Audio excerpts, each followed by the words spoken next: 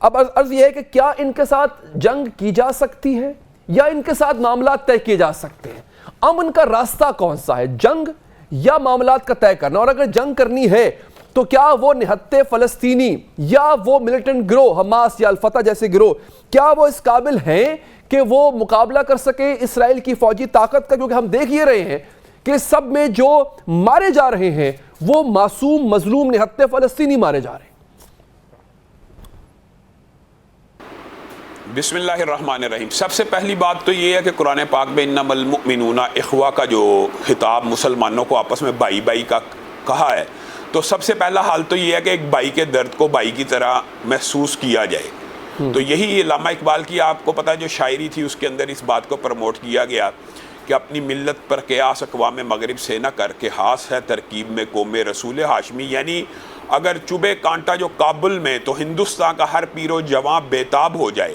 بنیادی طور پہ یہ تو امت کا ایک کنسیپٹ تو ہے نا، چاہے امت مرحومہ ہو چکی ہے۔ تو سب سے پہلی بات یہ ہے کہ ہم اپنے فلسطینی بھائیوں کا درد، ان کا دکھ، ان کے اوپر آنے والی مصیبتوں کو محسوس کریں، اور اگر ہم یہ محسوس صحیح معنوں میں کرتے ہوتے مسلمان تو آج ان بیچاروں کو اس قسم پرسی کے حالات کا شکار نہ ہونا پڑتا۔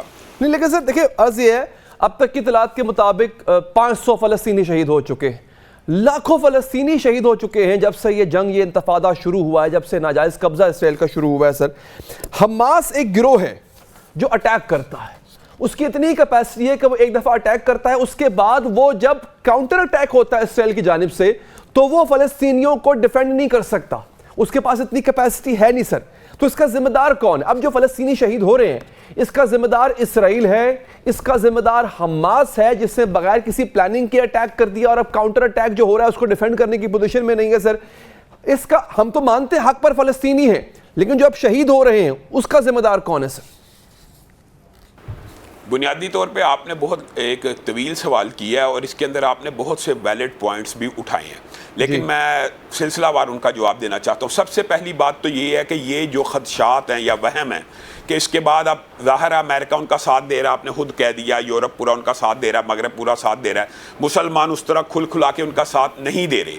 لیکن یہی واقعہ آپ کے ذہن میں ہوگا کہ ایک وقت تھا کہ افغانستان کے اندر توڑا بوڑا بنانے کی باتیں ہوتی تھی اور ڈیزی کٹر بمز کی باتیں ہوئیں اور پوری دنیا کی افواج، نیٹو افواج کے ساتھ پوری دنیا کی فوجوں نے افغانستان کے اوپر چڑھائی کر دی، اور اس وقت بادی النظر میں یہی نظر آتا تھا کہ وہ اس ٹائم سارے کے سارے بھاگ گئے ہیں، شکست کھا گئے ہیں، لیکن اللہ کے فضل و کرم سے انہوں نے فائٹ بیک کیا اور انہوں نے 20 سال پوری دنیا کی سب سے بڑی قوتوں اور طاقتوں کو ناکو چنے چبوانے کے اوپر مجبور کر دیا۔ ہمارے دل میں بھی یہ آرزو اور خواہش ہے، اللہ کرے کہ مسلمان بیدار ہو جائیں۔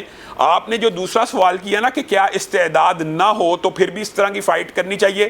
ہرگز نہیں کرنی چاہیے۔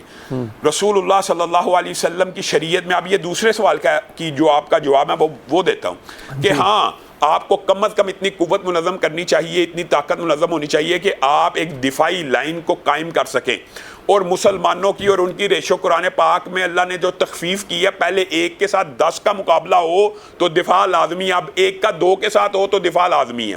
تو اگر اس سے کم ریشو ہو تو مسلمان عارضی طور پہ تدبیر کے طور کے اوپر پیچھے ہٹ سکتا ہے، جیسے پلٹ کر جھپٹنا اور جھپٹ کر پلٹنے والی جو تدبیر ہے وہ اختیار کی جا سکتی ہے۔ لیکن اب آپ نے کہہ دیا وہ سچویشن ہو گئی، تو اب یہ تیسرا مرحلہ یہ اب ہو چکا ہے، اب جو انہوں نے کرنا تھا مجاہدین نے کر دیا، اب ہمیں پوری امت کو، پوری قوم کو اور پاکستانیوں کو بالخصوص اور عالم عرب کو، جیسے آپ نے حوالہ بھی دیا، اور عالم اسلام کو اس چیز کی ضرورت ہے کہ اب ان کے پیچھے کھڑے ہو جائے۔ اور پھر جو چوتھی بات آپ نے کی ہے کہ یہ ناجائز چاہے ریاست بنی، اور حضرت قائد اعظم محمد علی جناح رحمہ اللہ کا یہ قول ہے کہ یہ عرب کے قلب میں ایک ناجائز خنجر ہے جو گھونپا گیا ہے، جو لیکن علامہ صاحب میں نے سوال میں دوبارہ دہرایا، سوال میرا یہ تھا کہ اس میں ذمہ دار کون ہے؟ سر ان فلسطینیوں کے شہید ہونے میں ذمہ دار کون ہے؟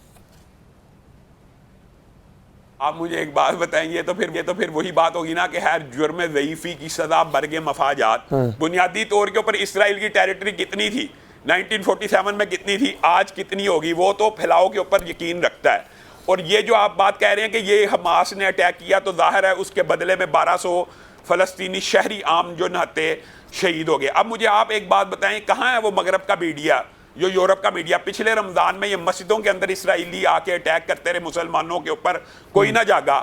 آج یہ نہتے مسلمانوں کے اوپر اٹیک کر رہے ہیں اور اس کو وہ جسٹیفائی اس چیز سے کرنا چاہتے ہیں کہ حماس نے ان کے فوجیوں سے جنگ لڑی. اسلام کا ایک اصول ہے کہ حربی جنگی جو جرائم میں ملوث ہو یا حربی کافر ہو یا جس سے جنگ ہو رہی ہو، اس کے شریعت میں اصول مختلف ہیں اور پبلک کے اصول مختلف ہیں. اور یہ پوری دنیا کے اندر ایک مسلمہ ضابطہ ہے کہ پبلک کو، عوام کو جنگ کے دوران بھی نشانہ نہیں بنایا جا سکتا، لیکن وہ بنا رہے ہیں. اب ہمیں کم از کم یہ آواز تو اٹھانی چاہیے نا کہ وہ پبلک کو نشانہ کیسے بنا رہے ہیں.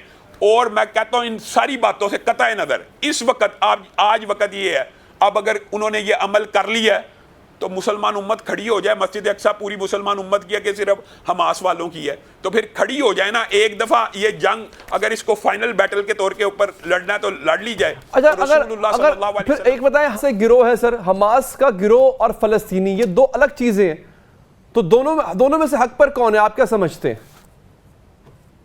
میں یہ سمجھتا ہوں کہ فلسطینی حق پہ ہیں. وہ تو ہم قیامت تک کے لیے مسلمان یہ سمجھتے ہیں کہ فلسطین کا حق ہے، فلسطین کی زمین کے اوپر فلسطین کے مسلمانوں کا حق ہے، بلکہ بیت المقدس کے اوپر، مسجد اقصیٰ کے اوپر آپ کا میرا ان سے زیادہ حق ہے، کیونکہ ہمارے نبی نے وہاں ایک نماز کو 250 نماز کہا ہے. اب وہ مسجد ہم غیر کو دے دیں؟ آپ بتائیں. کیا حضرت عمر نے ایسی جنگ لڑی؟ کیا صلاح الدین ایوبی نے ایسی جنگ لڑی؟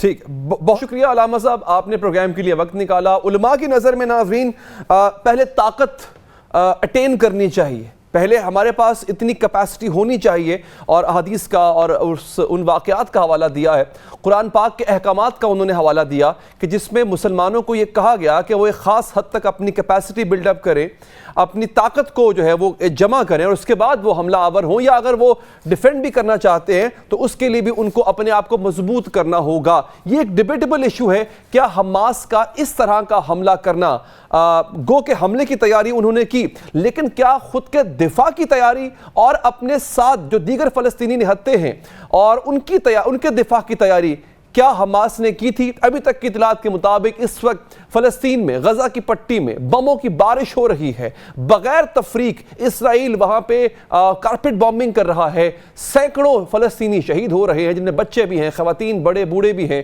وہ فلسطینی جو جنگجو نہیں ہیں، جن کا جنگ سے کوئی تعلق نہیں ہے، وہ بھی شہید ہو رہے ہیں. اس کا ذمہ دار کون ہے؟ یہ ایک بہت اہم سوال ہے. کیا اس جنگ کی قیمت ایک عام فلسطینی کو ادا کرنا پڑے گی؟ سوچئے گا ضرور.